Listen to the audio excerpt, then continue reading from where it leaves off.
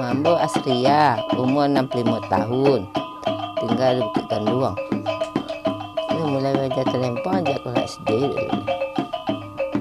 Sejak mula mengaji Al-Quran, balik ngaji itulah lepas talempong.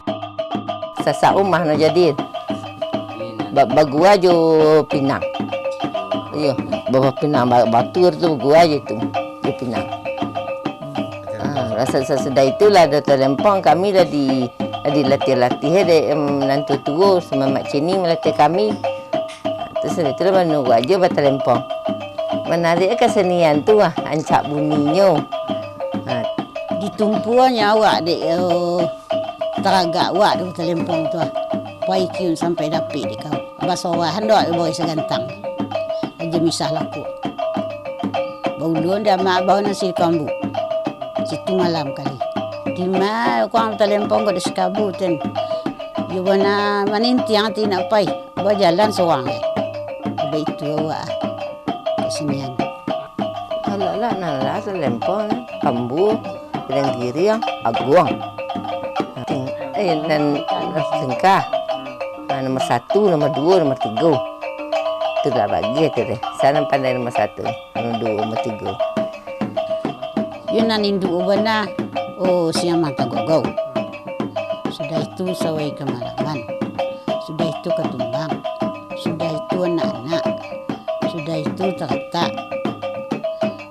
Sudah itu talipuk.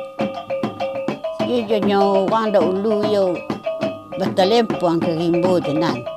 Siang mana sedang kau makan itu buah buah semantuang. Jadi lalu orang talempong tagagaunya terjatuh sekali.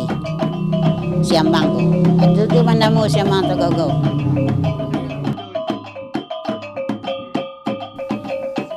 Dulu kami bertalempong kon toroyong talempong yo.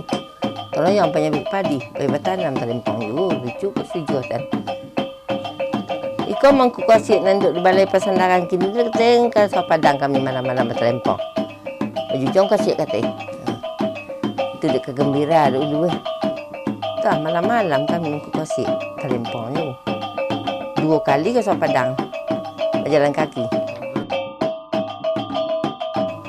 Dia bersunat, kalau ada orang membau, dah tak perlu. Tak perlu lagi perlu. Aku ada orang main bawah. Di orang kalau tiba di marah kat malah pulai tak talempong, yo ndak ada encak. Kalau kecil ngenyo ayo ndak ada lemah. Yo ada nak kurang ketinggalan nak kosong. Awak balik baradat ndak ada bakai kianya bakai kia. Anda ada kesenian menurut. Ndak jauh main lalu juga kembarutan. Kamar bunga lah dulu. Ke Padang sampai kat sini lah